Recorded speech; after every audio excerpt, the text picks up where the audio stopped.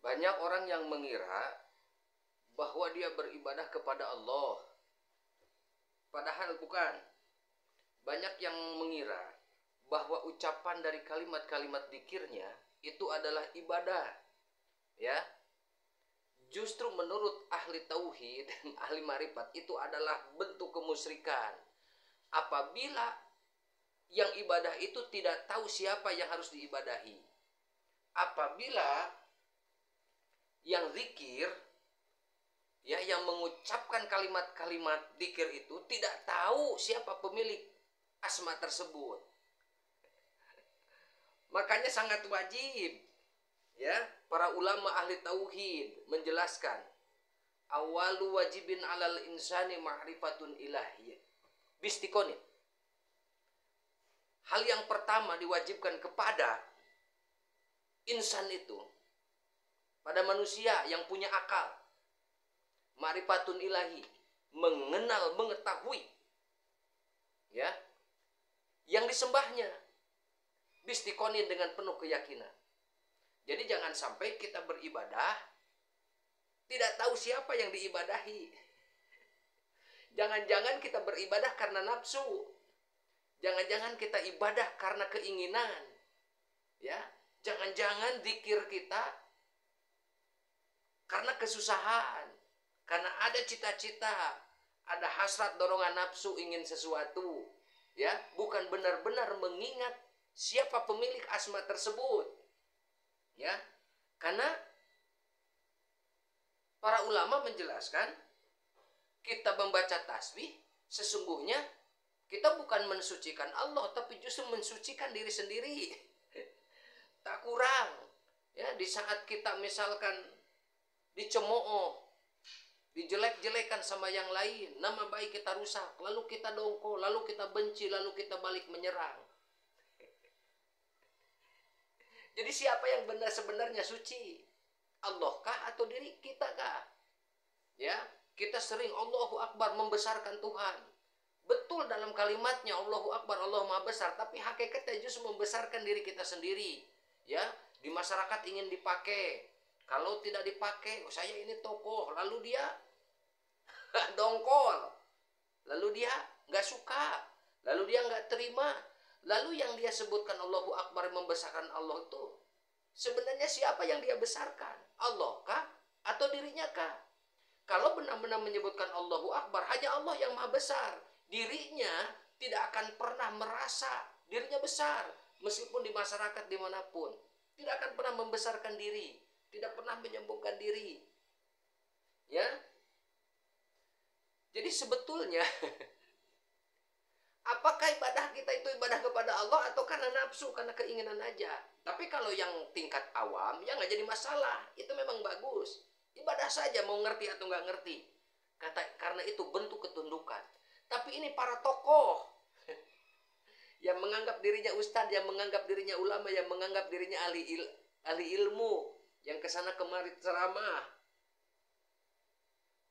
Ini penting, karena makom umat ini ada 4. Ada awam, ada salikin, ada wasilin, ada arifin. Begitu sahabat. Ya, ingat, bagi orang fikih, bagi orang syariat, musuhnya itu adalah orang lain. Selalu dia menyalahkan orang lain, selalu menyalahkan di luar dirinya. Itu di makom syariat. Kalau di makom toriko, tidak akan pernah menganggap di luar dirinya orang lain, tetangga, siapapun yang berbeda dengan dirinya, termasuk meskipun berbeda agama, tidak akan pernah dianggap musuh. Karena musuh sejatinya menurut ahli toriko adalah nafsunya sendiri. Anna nafsa la amaratun bisu. Sesungguhnya nafsu itu selalu mendorong kepada keburukan, kejelekan.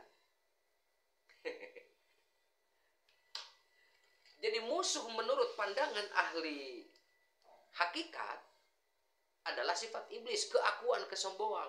Aku yang paling besar, aku yang paling baik, aku yang paling tinggi, aku yang paling mulia.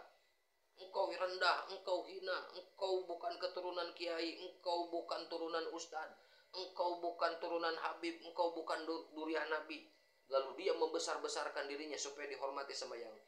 Itu hakikat menurut iblis menurut pandangan hakikat itu sifat iblis seperti itu. Karena iblis itu beranggapan bahwa ana khairu minhu, aku jauh lebih baik daripada dia.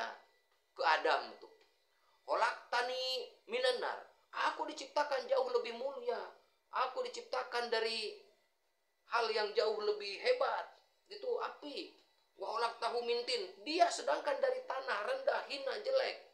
Dia tidak sadar yang dihinakan, yang dijelekan itu, tanah itu bisa menyuburkan, bisa memakmurkan, bisa membuat kehidupan. Seperti itu. Lalu musuh menurut pandangan ahli hakikat, tidak ada. Tidak ada yang dia musuhi. Tidak ada. Karena pandangannya melihat kepada umat, nadru ilal ummah bi'aini rahmat.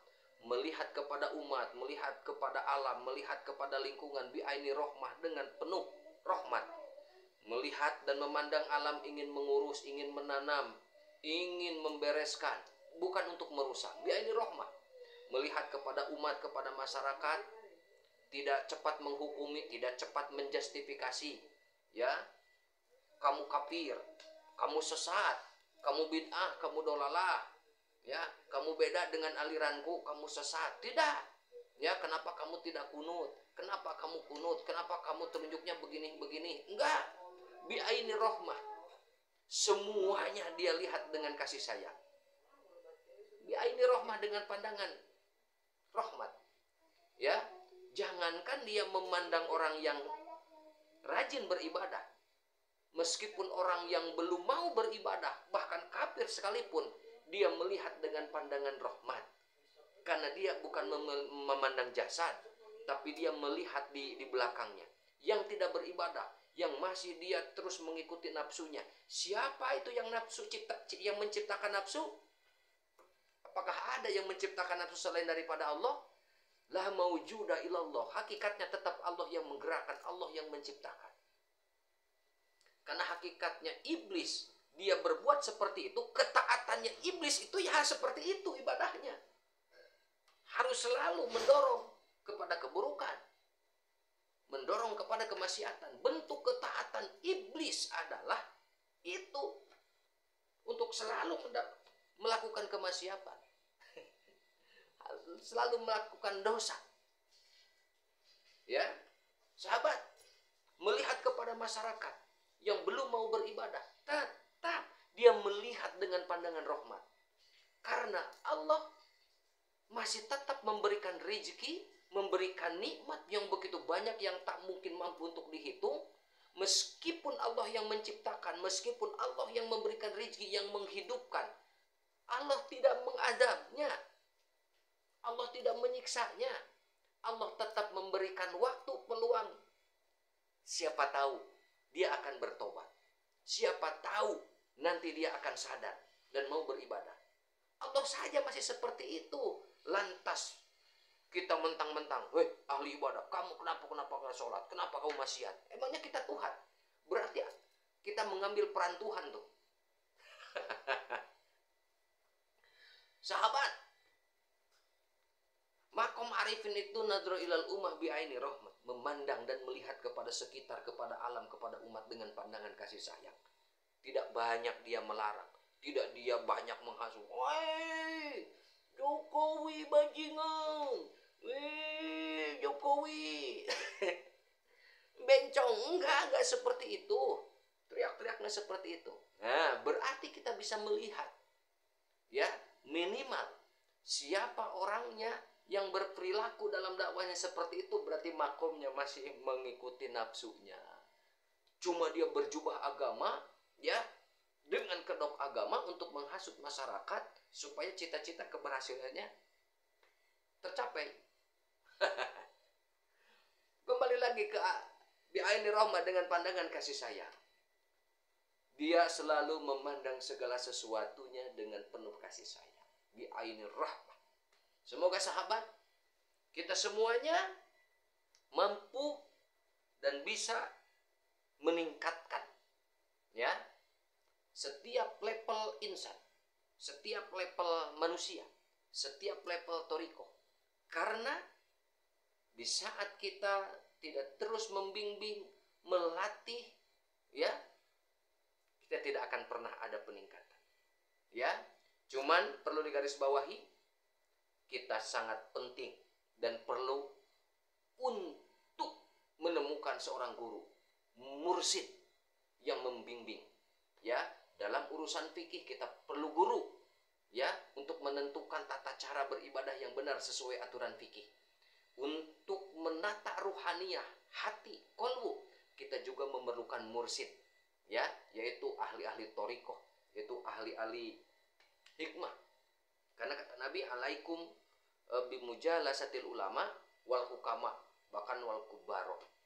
Sahabat, ya, ingat, Allah itu tidak melihat jasad, Allah tidak melihat casing, Allah tidak melihat bagaimana kita pandai untuk berretorika dan bersuara, pandai berceramah, pandai berorasi, jadi orator ulung, tidak. Innallaha la yanzuru ila qulubikum wa amalikum. Yang dilihat itu Allah adalah hati dan amal perbuatan kita. Ya, guru saya berpesan, kalau ingin sukses, kamu harus bisa husnudzon kepada Allah dan husnudzon kepada sesama. Berarti itu sudah membahas tentang makom wasilin dengan arifin. Semoga bermanfaat sahabat. Semoga kita diselamatkan dari tipu daya setan. Alladzi yuwaswisu fi sudurin nas minal jinnati wan nas. Ingat, jin itu bukan makhluk yang menakutkan yang ada di luar sana yang menampakkan dirinya dengan sosok yang menakutkan, tidak. Jin itu adalah satu hal yang tersembunyi, ya, yang Allah simpan dalam tubuh ini, dalam raga, dalam jiwa ini, berupa nafsu yang selalu mendorong kepada keburukan. Ingat, ya, kata Nabi, al jannatu khuffat bil makarih wa naru khuffat bisahwat. Ya, untuk masuk ke surga itu, aduh, sangat susah. Susah karena penghambatnya itu adalah bil makarih. Kedul itu apa? Alas. Tapi untuk neraka, ya, bisahwat. Syahwat selalu mendorong, ayo kamu touring, ayo kamu main, ayo kamu bergaulan itu, itu nafsu. Selalu mengejar hobinya meskipun berapapun banyak biaya dan bayaran, karena hobi dia akan kejar. Tapi untuk surga, untuk akhirat, masuk kenceleng sedekah aja 5.000 berat, 2.000. Naudzubillah min dzalik. Semoga sahabat kita selalu dibimbing oleh Allah dan dipertemukan sama guru-guru mursyid yang akan membimbing kita dalam lahiriah maupun batiniah. Wallahul muwaffiq ila aqwamit thoriq, hadanallahu wa iyyakum ajmain. Wassalamualaikum warahmatullahi wabarakatuh.